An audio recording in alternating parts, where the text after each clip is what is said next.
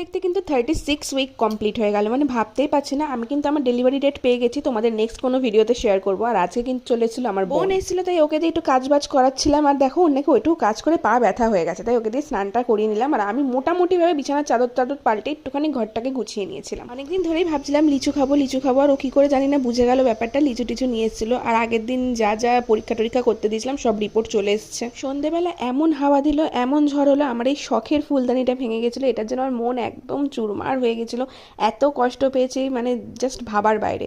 তন্ময় আমার জন্য নিয়ে এসেছিলো নিজের হাতে বানিয়ে ঝাল সুজি। সকালবেলা যেহেতু নিরামিষ রান্না বান্না হয়েছিল, বোন একদমই খেতে পারেনি, আর তাই ওর জন্য তন্ময় বিরিয়ানি নিয়ে এসেছিলো। আর আমরা এখানে বানাচ্ছিলাম ভেটকি মাছের কাঁটা চচ্চড়ি।